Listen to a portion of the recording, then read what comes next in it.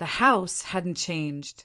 Same blue shutters, same crack in the driveway, same wind chimes clinking near the porch. But the moment I stepped inside, it felt like a stranger had rearranged the furniture in my memory. Mom, Francine, was in the kitchen, smoothing down a dish towel that didn't need smoothing. "You're early," she said without turning. Her voice carried that soft lilt she reserved for polite company, not daughters. Jessa swooped in next, hugging me too tightly. Her perfume, oversweet, cloying, stung my throat. "College grad in the house," she beamed, then added with a grin, "Dad's out back." She meant Clayton. She always called him that now, like we were supposed to forget he wasn't our real father. He didn't come to greet me. Not until dinner, when he showed up in that pressed button-down and smug quiet that always made my skin crawl. "Big weekend ahead," he said, carving roast like it was a show. "The housewarming Sunday. Everyone's coming. Family." Jessa nodded, her smile too stiff to be real. Francine set down the peas without looking at me. There were fewer photos in the hallway. One, my graduation picture from high school, was missing. In its place, a watercolor of daisies. That night, I unpacked in silence. My room was mostly untouched, except the closet was emptier than I remembered. The air smelled faintly of lavender and bleach. The next day it happened. Sunday night. Kitchen. Quiet. I was chopping carrots. The rhythm calmed me.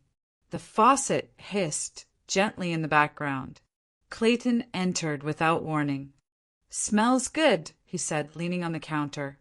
I didn't answer. He picked up a spoon, tapped it against his palm, watching me.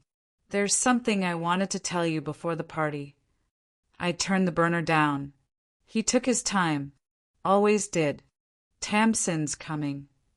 I paused, knife suspended midair. The name alone felt like a slap. "She's part of the family now," he continued. "And this is about family. Unity." I stared at the sink. Water pooled around the drain. Still running. "If that's a problem," he said, voice low, "deal with it. Or get out. Go to hell." My hand didn't shake. I didn't scream. But my phone, perched just behind the fruit bowl, blinked silently. It had been recording since he walked in. Clayton left the room like nothing had happened. I turned the stove off and wiped my hands. In that moment, I realized something. Silence is only weakness when it's unprepared. I was done being unprepared. Later that night, I stayed up. My old bedroom was dim, only lit by the hallway light filtering in. I wasn't sleepy. I was listening. Downstairs, muffled voices. Jessa's. Then Mom's. "She has to understand," Jessa whispered. "Tamsin's changed." "She won't ruin this for us," Mom replied. "Not again." My chest tightened. I opened the drawer beside my bed. There were papers, ones I'd left years ago. Beneath them, a manila envelope. Legal forms. Ones with my name scratched out and Clayton's name typed in. Property. Money. Small inheritance things. I stared at them, heart pounding. This wasn't neglect. It was design. The next morning, I copied everything. Files, recordings, even photos of the missing items from the hallway. I texted Roya. "Haven't talked in a while. Need a favor. In town?" She replied within 5 minutes. "Coffee? I'm around. Name the place." We met at a quiet spot near Main Street. Roya looked the same, sharp eyes, calm hands. She saw right through me. "Still got that fire," she said, sipping black coffee. "Glad you called." I handed her a flash drive. "I'm not trying to burn them down," I said. "Just cut the cord. For good." She nodded. "Say the word. I'll handle media. You stay clean." Back home, I started packing, not clothes, just essentials. Papers, the drive, cash I'd tucked away. Before I zipped the bag shut, I looked in the mirror. This time, I said to my reflection, they're going to hear me without a single scream. The house looked like it belonged in a magazine spread, pristine, too polished, not quite lived in. Fairy lights framed the front porch. Jazz trickled softly through the speakers inside. Laughter and clinking glasses filled the air as guests trickled in, praising the new kitchen island and complimenting the hydrangeas in the backyard.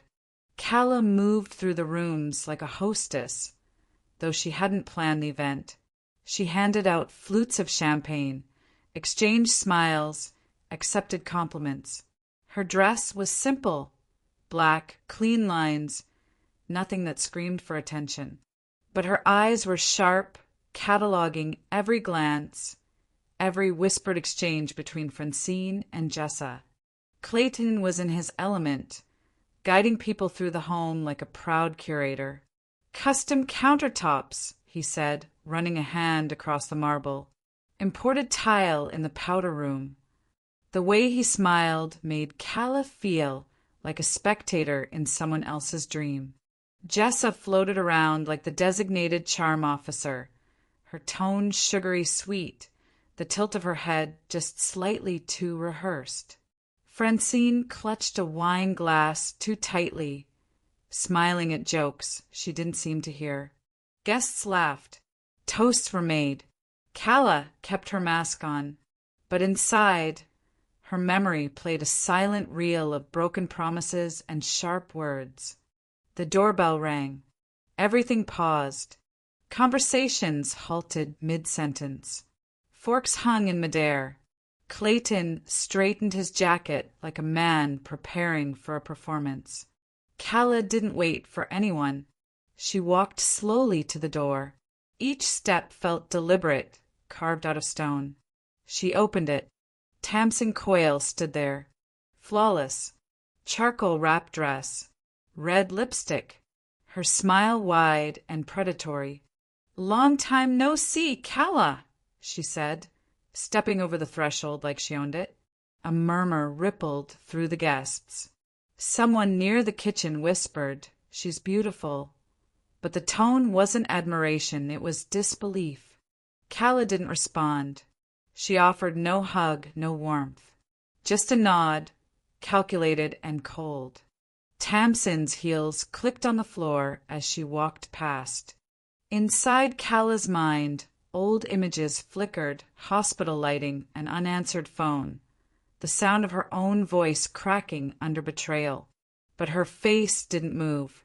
Have you ever forced yourself to smile at someone who broke you? The question wasn't spoken, but it hung in the air for anyone watching her closely. She walked away from the door, calm, purposeful, toward the sound system in the living room. "Excuse me," she said gently, lifting the remote. The music stopped. Silence. Then a voice filled the room. Clayton's. "Deal with it or get out. Go to hell." The audio echoed through the space, too loud, too clear. A wine glass shattered. Someone gasped. Clayton's face froze in horror. Tamsin blinked rapidly. Jessa's mouth fell open. Francine dropped her napkin. "What is this?" someone asked.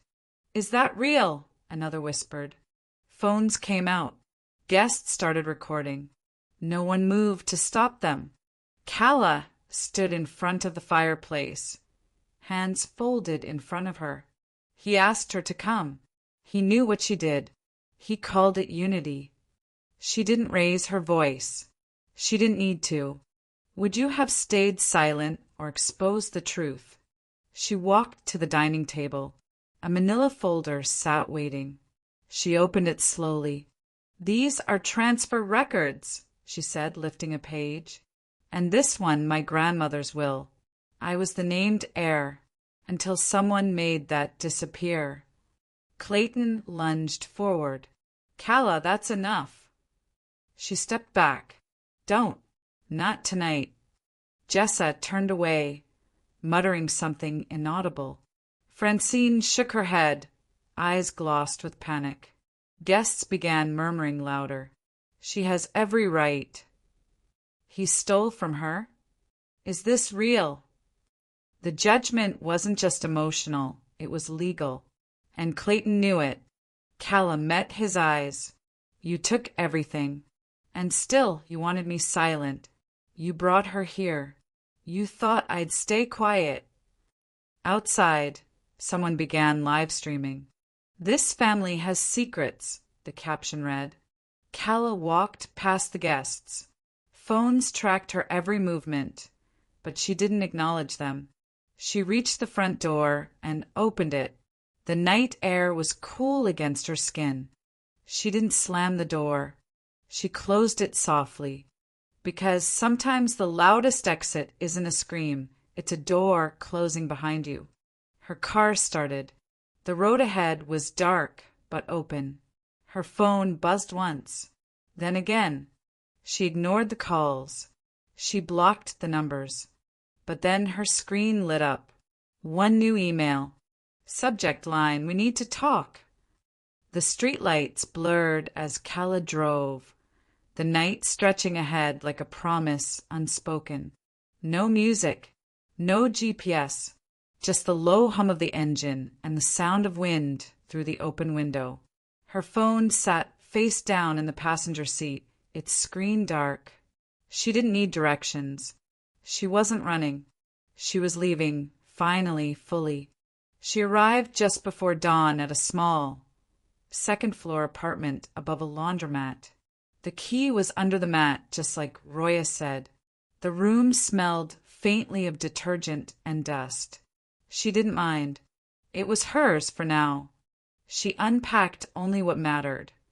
A small suitcase, the documents she'd fought for, a few photos of her father, a dim yellow lamp, and a journal with a broken spine.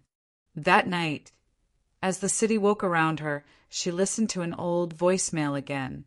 Her father's voice warm and scratchy. Your life is yours to own, not to hide. That's all I ever wanted you to remember. She deleted every contact with her family.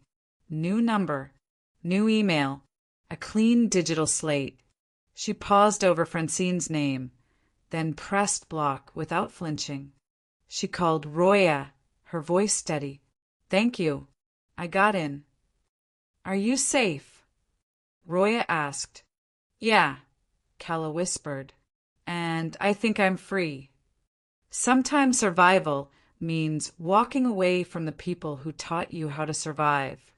Days later, the apartment began to resemble a life. A borrowed coffee maker, a plant from Roya, a new toothbrush in a cracked ceramic cup. She found work at a nonprofit downtown, one that supported women recovering from trauma. Her first day was quiet. No one asked about the headlines. Her supervisor, a kind woman with crow's feet and a steady gaze, only said, "It takes courage to be here." Calla nodded, her smile tight but real. I didn't come for sympathy. Good. We don't give that here. We give space.